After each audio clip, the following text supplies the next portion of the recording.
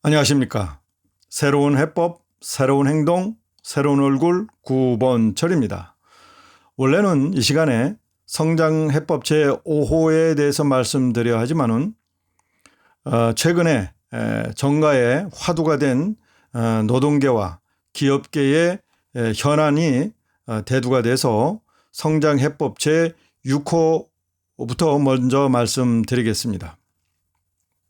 최근 정치권에선 경제계가 원하는 공정경쟁 3법의 폐지, 그리고 노동계가 원하는 노동 3법의 개정 등이 국정감사와 맞물려서 지금 양측 간이 긴박하게 돌아가고 있습니다. 동시에 상대편을 제압하기 위해서 프레임 전쟁이 벌어지고 있죠. 오늘의 그 첫 번째 주제는 그래서 노동자의 보호, 그리고 노동의 유연성, 그리고 저희들이 새롭게 만드는 프레임인 근로조정과 플랫폼 사업자 면허 등에 관해서 좀 더 구체적으로 말씀드리겠습니다. 지금은 프레임 전쟁이라고 하지 않아요.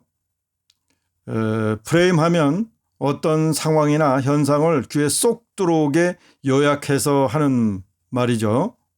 이 문제에 대해서 미국의 언어학자인 조지 레이코프는 일찍이 정치에서 프레임의 중요성을 설파한 사람입니다. 그 프레임을 통해서 일단의 사람들을 자기 편으로 이제 끌어오는 것이 목적이죠. 그런 차원에서 보면은요, 현재 이제 경제계와 노동계에서 벌이고 있는 이 전쟁 아닌 전쟁에서 우리 보수 우파는 지고 들어가고 있는 상황입니다. 그래서 이제 그렇다 보니까 이제 상대편을 공격하게 되잖아요. 자, 이 프레임에서 상대편의 프레임을 가지고 공격하면 그 상대편을 도와주는 꼴이랍니다. 자, 일단은 지금 벌어지고 있는 이 문제들, 노동계, 저희들은 근로계라고 표현하겠습니다. 그들 측면에서 이 문제를 한번 바라보겠습니다.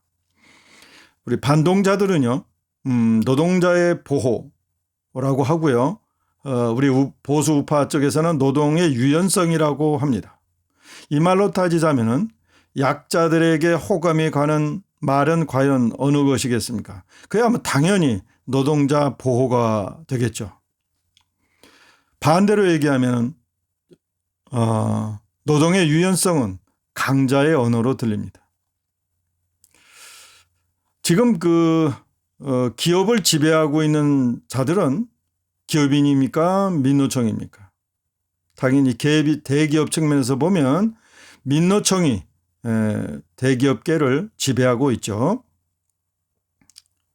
본래 노동자를 보호하는 것은 기업이지 민노총이 아니지 않습니까? 하지만 민노총이나 이 반동자들은요, 노동자 보호라는 프레임을 먼저 구성해 사용하고 있습니다. 사실상 기업이 유능한 노동자를 보호하고 또 그들에게 많은 인센티브를 주어서 경쟁력이나 생산 등을 높여서 기업을 발전시키려 하는데도 말이죠. 솔직히 말해서 민노총이 보호하려는 상대는 구체적으로 노동자는 아니지 않습니까? 그들은 오직 다른 노동자들을 이용해서 자신들을 보호하려는 목적이 가장 큰 거 아닌가요? 민노총 간부들은요, 기업이 생존할 때까지 그 생명력이 유지됩니다. 그러니 기업이 망할 때까지 민노총 간부는 해고를 염려할 필요가 없죠. 심지어 기업이 어려워져 해고가 되어도 민노총 간부는 노조 간부로서 일할 수 있게 됩니다. 이번에 반동파 정권과 여당이 강력하게 추진하려고 하는 것이 바로 ILO에서 공고한 내용을 우리 노동법에 수용하려고 하는 거 아닙니까? 즉 해고자도 노조에 가입할 수 있도록 하는 것이죠. 반면에 노동의 유연성은 기업의 편을 드는 것처럼 들립니다. 그러니까 노동의 유연성이라는 말은요, 솔직히 말해서 기분 나쁜 그런 의미로 들립니다. 시도 때도 없이 노동자들을 자르고 줄이고 뭐 이런 뜻이 아닌가요? 자, 사실은 그 의미가 아닌데 노동의 유연성이라는 그 그럴듯한 말로 노동자들을 속이는 거죠.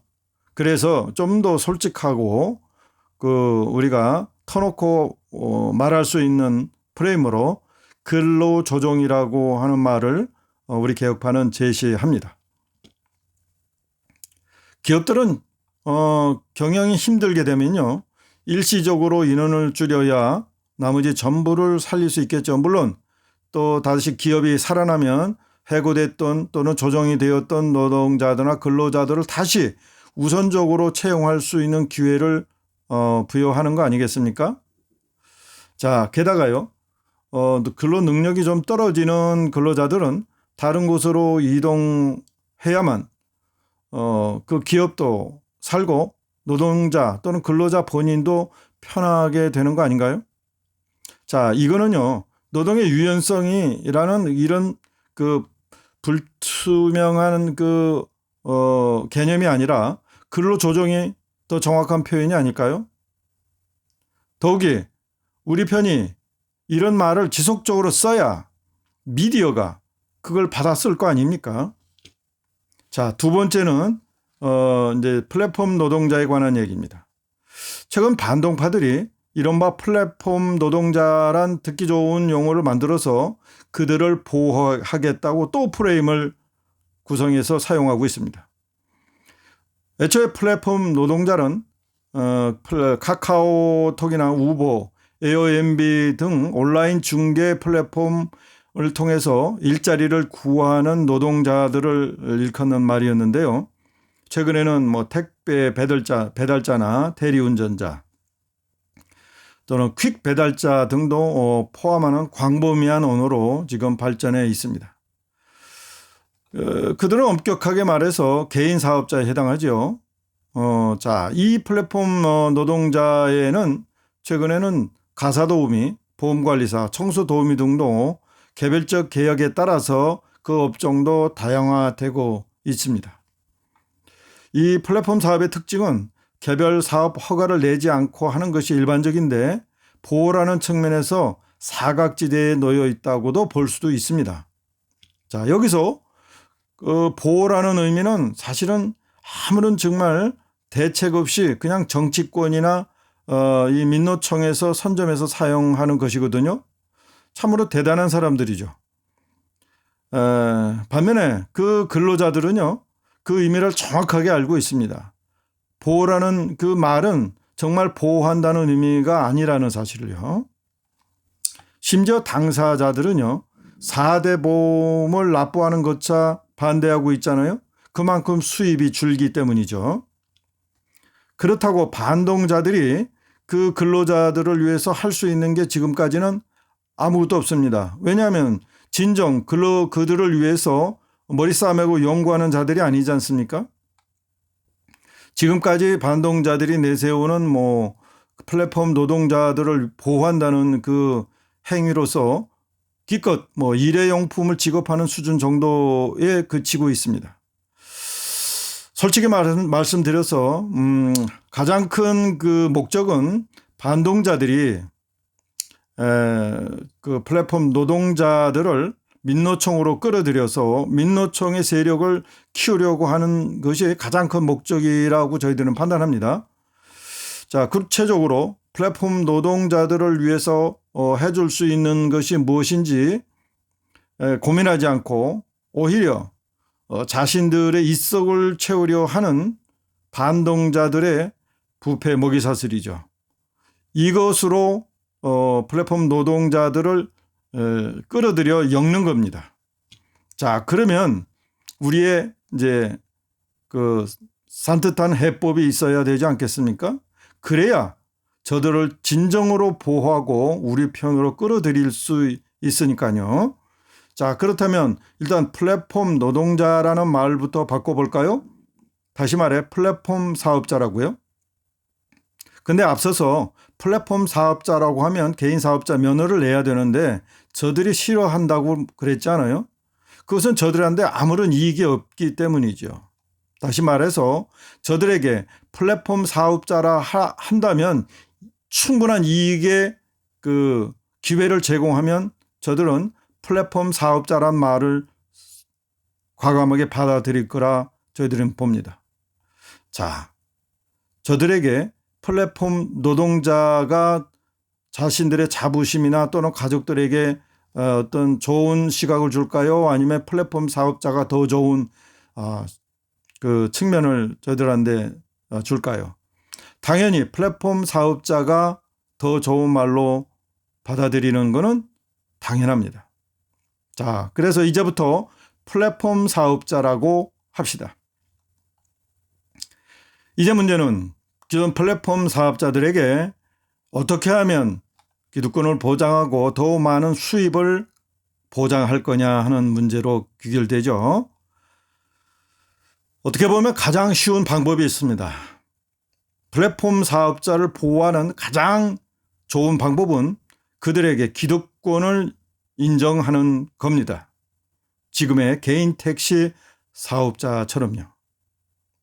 개인 택시도요, 개인 사업자로 해서 면허를 받게 하죠. 그런데 그 면허는요, 프리미엄을 받고 매매를 할 수 있도록 허용했죠. 마찬가지로 우리 플랫폼 사업자들에게도 이처럼 자격제를 시행하는 것입니다. 다시 말해서 예로 플랫폼 영업 경력 5년 이상자에게 플랫폼 사업 자격을 부여하는 것이죠. 여기에 플랫폼 사업자의 진입 장벽을 설치하는 겁니다. 여기서 민노총이나 반동자들이 바라보는 사람들은 이 플랫폼 사업 영역으로 신규로 들어오는 사람들은 아니에요. 기존에 영업을 하고 있는 사람들을 대상으로 하는 선전선동이거든요. 그렇습니다. 기존에 플랫폼을 하고 있고 경력이 어느 정도 되는 사람들에게 우리가 기득권과 또 사업의 이익을 보장하는 것이죠. 사실 지금처럼 그 수많은 플랫폼 사업자의 진출입이 자유롭게 허용이 되면은 서비스 품질도 떨어지고요. 소비자도 약간의 불안을 느끼는 것은 어쩔 수 없잖아요. 이제 그래서 플랫폼 사업자를 제한하고 기득권을 인정을 한다면 품질도 올라갈 수 있고요. 소비자도 안정한 심리로 받을 수 있다. 서비스를 받을 수 있다. 이렇게 우리가 생각할 수 있습니다. 물론 그 플랫폼 사업자로 어느 그 직종에 한정할 필요는 없습니다.